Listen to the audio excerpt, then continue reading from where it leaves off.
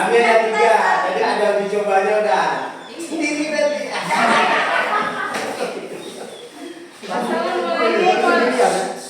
Assalamualaikum warahmatullahi wabarakatuh. Waalaikumsalam warahmatullahi wabarakatuh. Terima kasih saya ucapkan kepada Bapak dan Ibu yang sudah mau hadir di sini untuk mendengarkan saya mempresentasikan diseminasi budaya positif oleh saya Soleh SPD CGP Angkatan 11. Baik Bapak Ibu, di sini budaya positif adalah perwujudan dari nilai-nilai dan keyakinan universal yang diterapkan di sekolah. Nah, di sini ada cakupan budaya positif, yaitu ada 1 konsep disiplin positif. Langkah awal dalam menumbuhkan budaya positif di sekolah yakni menerapkan disiplin positif. Disiplin positif adalah perilaku disiplin yang motivasinya berasal dari dalam diri siswa, bukan karena hukuman atau hadiah. Nah, kemudian yang kedua ada keyakinan kelas. Nah, keyakinan kelas adalah nilai-nilai kebaikan atau prinsip yang disepakati bersama. Adapun yang dimaksud dengan keyakinan kelas yaitu seperangkat aturan kelas yang telah disepakati bersama. Dengan membuat keyakinan kelas, siswa akan lebih bersemangat untuk melaksanakan prinsip atau nilai-nilai yang mereka buat. Nah, kemudian yang ketiga ada pemenuhan kebutuhan dasar manusia.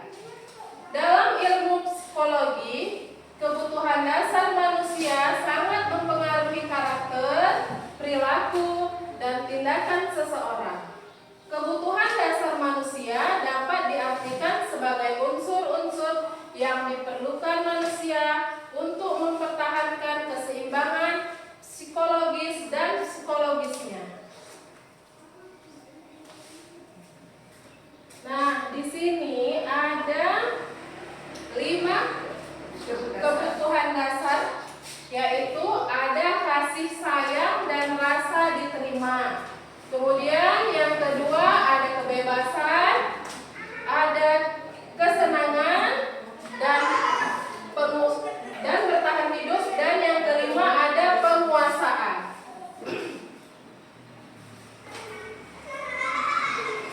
Menurut William Gelser, membagi kebutuhan dasar manusia menjadi 5, yaitu kebutuhan bertahan hidup, kemudian kebutuhan akan kasih sayang dan rasa diterima, kebebasan, kesenangan, dan penguasaan. Nah, yang keempat ada posisi kontrol. Dalam menerapkan budaya positif, guru berperan sebagai pemantau perilaku siswa. Guru bertanggung jawab dalam mengarahkan dan menuntun siswa ke jalan yang benar saat melakukan perilaku menyimpang. Yang kelima, ada posisi kontrol, yaitu sebagai penghukum. Seorang penghukum bisa menggunakan hukuman fisik maupun verbal. Orang-orang yang menjalankan posisi penghukum senantiasa mengatakan bahwa sekolah memerlukan sistem atau alat yang dapat lebih menekan murid-murid lebih dalam lagi. Guru-guru yang menerapkan posisi penghukum akan berkata, "Patuhi aturan saya," atau "Awas, kamu selalu saja salah. Selalu pasti selalu yang terakhir selesai." Guru seperti ini senantiasa percaya hanya ada satu cara atau pembelajaran bisa berhasil, yaitu cara dia. Yang kedua, membuat merasa bersalah. Pada posisi ini biasanya guru akan bersuara lebih lembut. Pembuat rasa bersalah akan menggunakan keheningan yang membuat orang lain merasa tidak nyaman, bersalah, atau rendah diri. Kata-kata yang keluar dengan lembut akan seperti, Ibu sangat kecewa sekali dengan kamu. Berapa kali Bapak harus memberitahu kamu ya? Gimana coba kalau orang tua kamu tahu kamu berbuat begini? Nah, di posisi ini murid akan memiliki penilaian diri yang buruk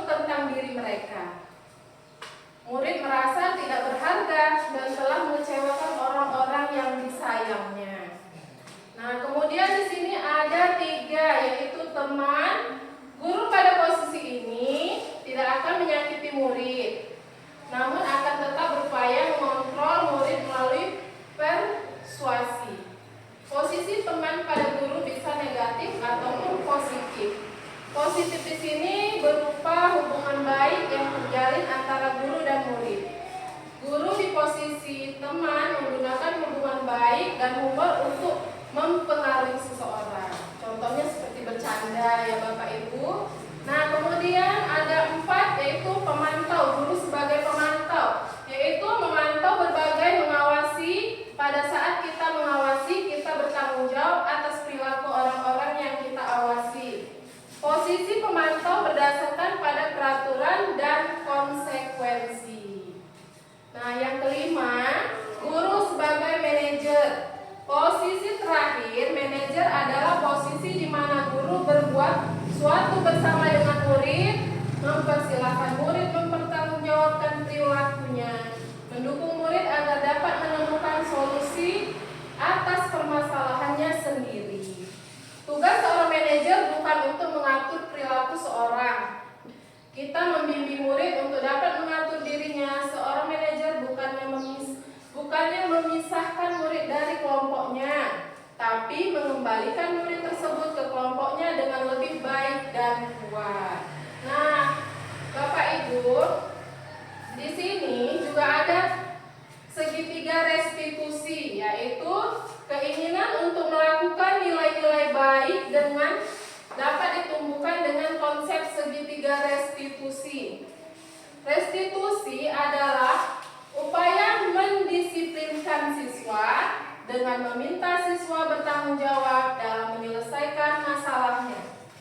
Segitiga restitusi terdiri dari 3 tahapan, yakni melakukan validasi terkait tindakan yang salah, menanyakan keyakinan, dan menstabilkan identitas.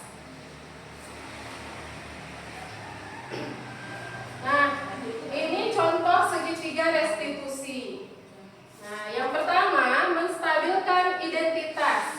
Bagian dasar dari segitiga bertujuan untuk mengubah identitas anak dari orang yang gagal karena melakukan kesalahan menjadi orang yang sukses.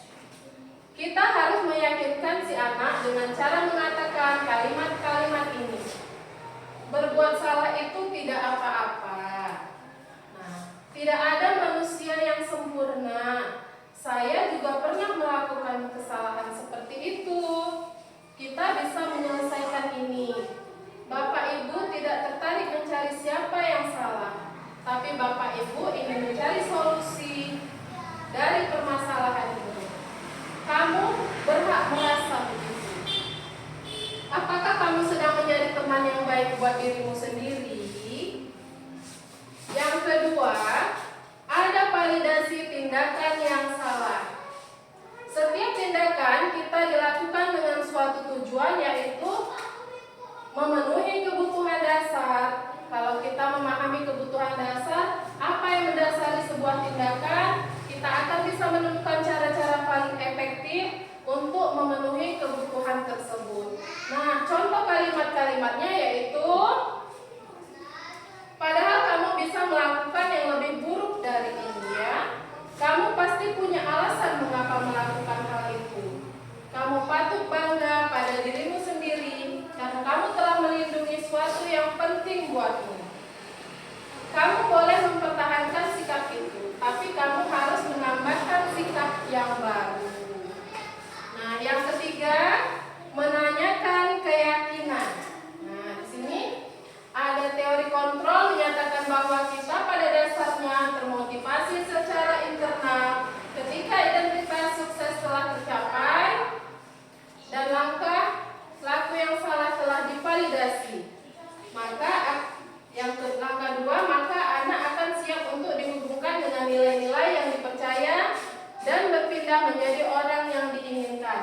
Pertanyaan-pertanyaan di bawah ini menghubungkan keyakinan anak dengan keyakinan kelas atau keluarga. Pertanyaan-pertanyaan di bawah ini menghubungkan keyakinan anak dengan keyakinan kelas atau keluarga, yaitu apa yang kita percaya sebagai kelas atau keluarga. Yang kedua, apa nilai-nilai umum yang kita telah sepakati. Dan yang ketiga, apa bayangan kita tentang kelas ideal. Yang keempat, kamu mau jadi orang yang seperti apa? Seperti itu. Kemudian hanya ini saja yang bisa saya sampaikan. Mungkin ada pertanyaan dari Bapak Ibu atau pesan atau kesan atau apa? Bagaimana Bapak Ibu? Saya Bu ya. Iya, baik Pak Syahri. Ya, terima kasih Bu telah memaparkan dari hasil yang saya dapat. Sebenarnya kita sebagai seorang guru mestinya harus menguasai kelima-lima daripada penerapan budaya positif di dalam kelas tersebut. Karena kelima-lima daripada penerapan tersebut itu semuanya sebenarnya ada titik baik dan ada dampak negatifnya juga. Jadi sebaiknya kita sebagai seorang guru kelima-lima tersebut bisa kita ambil sebagai langkah untuk memajukan sekolah kita. Mungkin itu yang bagi saya yang saya dapat sampaikan kepada ibu dan rekan-rekan yang lain. Terima kasih Bu. Terima kasih untuk Pak Syahri masukannya. Ada lagi Bapak Ibu untuk masukannya? Dipersilakan. Mungkin sudah jelas ya. Jelas